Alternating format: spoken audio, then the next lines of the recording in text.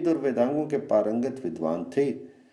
व्यासपुत्र सुखदेव जी जब से ध्याय में लगे हुए थे, उसी समय वहां भगवान सनत कुमार एकांत में उनके पास आए। व्यासनंदन शुक ने ब्रह्मपुत्र सनत कुमार जी का उठकर स्वागत सत्कार किया। तत्पश्चात वेदवेताओं में श्री सनत कुमार जी ने सुखदेव जी से कहा, महाभाग महातेजस्वी व्यासपुत्र, क्या कर रहे हो?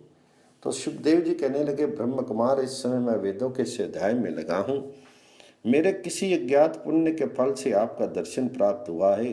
अतः महाभाग, मैं आपसे किसी ऐसे तत्व के विषय में पूछना चाहता हूँ जो मोक्ष रूपी पुरुषार्थ का साधक हो।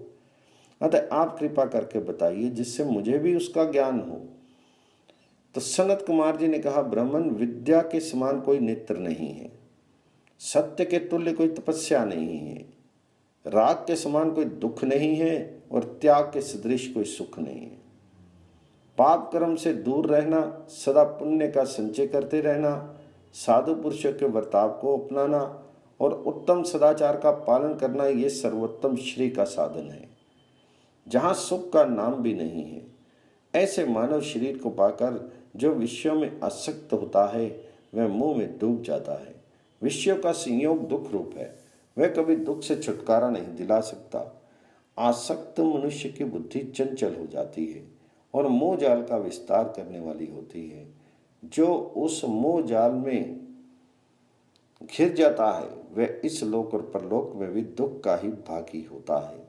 जो अपना कल्याण चाहता हो, उसे अब सभी उपायों से काम और क्रोध को काबू में करना चाहिए, क्योंकि वे दोनों दोष मनुष्य के श्रेय का विनाश करने के लिए उद्यत रहते हैं। मनुष्य को चाहिए कि तप को क्रोध से, संपत्ति को डाह से, विद्या को मान अपमान से और अपने को प्रमाद से बचाए। क्रूर स्वभाव का परित्याग सबसे बड़ा धर्म है। क्षमा सबसे महान बल है। आत्मज्ञान सर्वोत्तम ज्ञान है और सत्य सबसे बढ़कर हित का साधन है। सत्य बोलना सबसे श्रेष्ठ है, किंतु हितकारक बात कहना सत्य से भी बढ़कर है। जिससे प्राणियों का अत्यंत हित होता हो, उसी को मैं सत्य मानता हूँ। जो नए नए कर्म आरंभ करने का संकल्प छोड़ चुका है, जिसके मन में कोई कामना नहीं है, जो किसी वस्तु का संग्रह नहीं करता तथा जिसने सब कुछ त्याग दिया है, वह विद्वान है और वही पंडित है। जो अपने वश में की हुई इंद्रियों के द्वारा अनासक्त भाव से विषयों का अनुभव करता है, जिसके अंतःकरण में सदा शांति विराजती है, जो निर्विकार एवं एकाग्रचित है तथा जो आत्मीय कहलाने वाले शरीर और इंद्रियों के साथ रहकर भी उनसे एकाकार ना होकर विलग सा ही रहता है, वह सब बंधन से छूटकर शीघ्र ही परम कल्याण प्राप्त कर लेता है।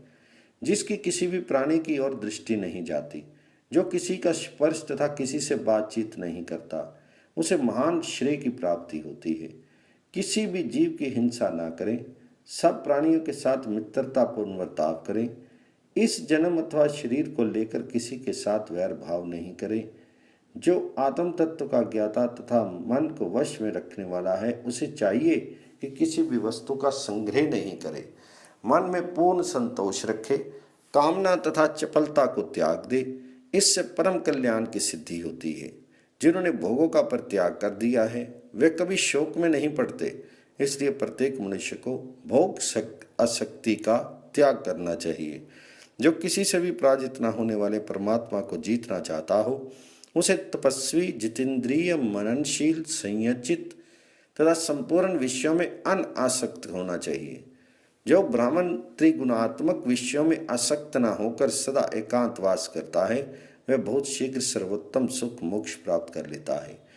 जो मैथुन में सुख समझने वाले प्राणियों के बीच में रहकर भी स्त्रियों से रहित अकेले रहने में ही आनंद मानता है, उसे ज्ञान आनंद से तृप्त समझना चाहिए। जो ज्ञान आनंद से पूर्णता तृप्त हैं, वह शोक में नहीं पड़ते। जीव सदा कर्मों के अधीन रहता है।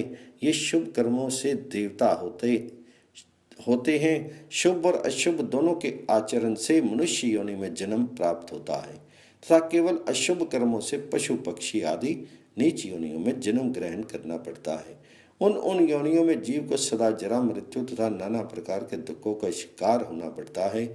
इस प्रकार संसार में जन्म लेने वाला प्रत्येक प्राणी संताप की आग में पकाया जाता है। यहाँ विभिन्न वस्तुओं के संग्रह परिग्रह की कोई आवश्यकता नहीं है, क्योंकि संग्रह से महान दोष प्रकट होता है। रेशम का कीड़ा अपने संग्रह के कारण ही बंधन में पड़ता है। स्त्री पुत्र आदि कुटुंब में आसक्त रहने वाले जीव उसी प्रकार कष्ट पाते हैं जैसे जंगल के बूढ़े हाथी तालाब के दलदल में फंसकर दुख भोगते हैं, जैसे महान जल जाल में फंसकर पानी के बाहर आए हुए मत्स्य तड़पते हैं। उसी प्रकार स्नेह जाल में फंसकर अत्यंत कष्ट उठाते हुए इन प्राणियों की ओर दृष्टिपात करो। कुटुंब, पुत्र, स्त्री, शरीर और द्रव्य का संग्रह, ये सब कुछ पराया है, सब अनित्य है। यहाँ अपना क्या है? केवल पुण्य और पाप। अर्थ अर्थात परमात्मा की प्राप्ति के लिए विद्या, कर्म, पवित्रता और अत्यंत विस्तृत ज्ञान का सहारा लिया जाता है। जब अर्थ की सिद्धि अर्थात परमात्मा की प्राप्ति हो जाती है तो मनुष्य मुक्त हो जाता है। गांव में रहने वाले मनुष्य के विषयों में के प्रति जो आसक्ति होती है वह उसे बांधने वाली रस्सी के समान है।